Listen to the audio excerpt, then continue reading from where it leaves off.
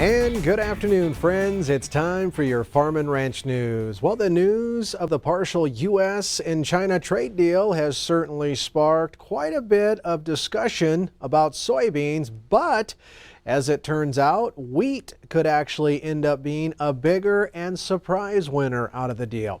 Now, speculation is mounting that China will work to fill its wheat buying quota as part of its pledge that it has failed to stick with in the past. Even though the allotment set by the WTO could be filled by supplies from any country out there, it still means additional global demand at a time when the market is tight. According to Ag Resource, wheat traders expect China will soon release the quota, and prices are already reacting. In fact, on Friday, wheat futures for March delivery rose as much as 2.2% to $5.61 a bushel in Chicago, the highest for a most active contract since August of last year. Now, trade experts say China will likely fill its quota with the cheapest wheat in the market, and more export business in 2020 would certainly be some very good news for U.S. wheat farmers, and certainly we have quite a bit of it on hand to make available to countries like China. In some other news, a number of agricultural groups led by the American Farm Bureau Federation have filed a motion to intervene in a federal lawsuit challenging EPA's repeal of the 2015 Waters of the U.S. or WOTUS rule. Environmental and conservation groups filed a lawsuit in the U.S. District Court for the District of South Carolina back in October. That lawsuit is led by the South Carolina Coastal Conservation League, Natural Resources Defense Council, National Wildlife Federation, and others, just to mention a few.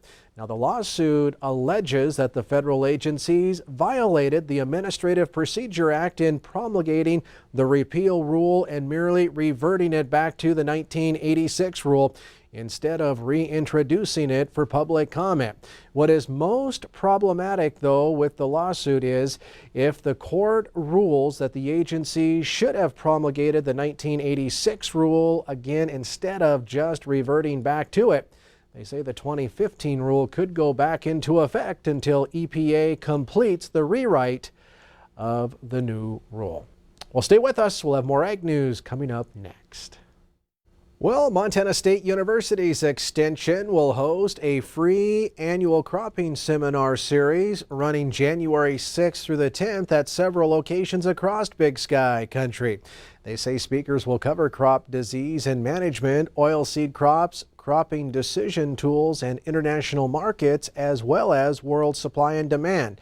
Both commercial and private pesticide licensing recertification credits will also be available. Again, the seminars are free and all producers are encouraged to attend. January 6th, they'll be in Fort Benton and Stanford. January 7th in Havre and Chester. January 8th in Cutbank and Shelby. January 9th in Choteau and Conrad. And they'll wrap things up January 10th in Great Falls. For more information, including times, locations, and even the contact numbers for each, please visit our Montana Ag Network's Facebook page. Well, that's going to do it from the Ag Desk. We'll send it back over to Victoria and Ed.